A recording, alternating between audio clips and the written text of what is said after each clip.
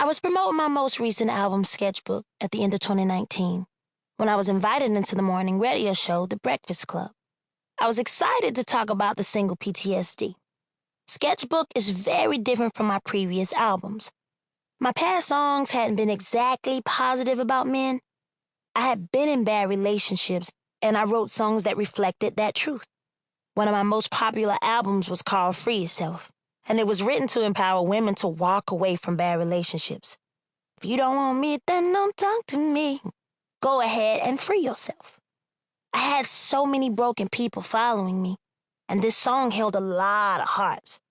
But Sketchbook was a very different kind of album for me because I'm in a very different kind of relationship now. As I sit down to write this book, I have been married for almost 7 years. Whoop, whoop. When I first met Kendall, my husband, I saw him in everything I had been asking God for. And the longer I'm with him, the more I know why God sent him to me.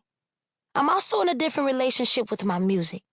Sketchbook is the first album I produced independently, okay?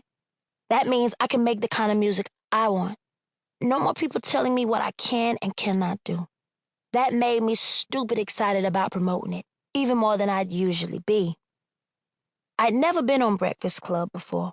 Real talk, I wasn't exactly looking forward to going on. I thank God for my gift and my ministry, but I don't exactly love the music industry.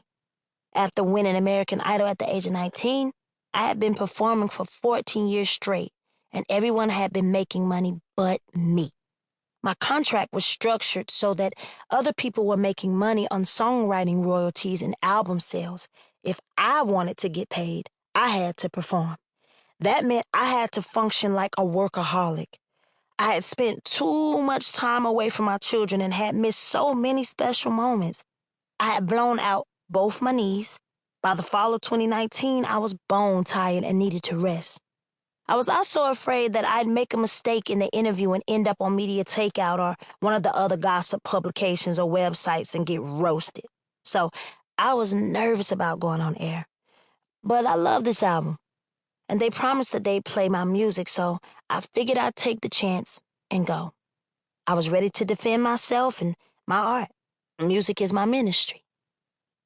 I recall very well the conversation that I had with my queen when she first was asked to even consider doing the Breakfast Club interview. The hesitancy that my wife expressed was natural and to be expected. She's a true soul singer with a gentle spirit and didn't necessarily fit the model of a typical Breakfast Club guest, which has more of a shock-jock format. Normally, doing the Breakfast Club interview, it wouldn't make sense. But in this case, it did, because PTSD, the leading single being promoted, it had crossover potential. The benefit of presenting it to the hip-hop audience was undeniable. I personally watched many Breakfast Club interviews, and I have my finger on the pulse of how they handle a variety of guests. I felt comfortable that my queen would be treated with care and respect by the host, and so I encouraged her to step outside of her comfort zone and to be open to doing the interview. The host, DJ Envy and Angela Yee, started out by asking about the music. They mentioned the fact that my messages about relationship on this album were positive, and asked what made me shift my tone. I explained that because I'm married, I'm not really singing about the same things that I used to. Through sharing my gift, my ministry in front of so many audiences, I've also witnessed music's power. I said I knew that music can be a healer, but it can also contribute to the spirit of discord. When people listen to the music about men and women fighting, they are more likely to end up at war in their relationships. I had found love and wanted other people to experience it too.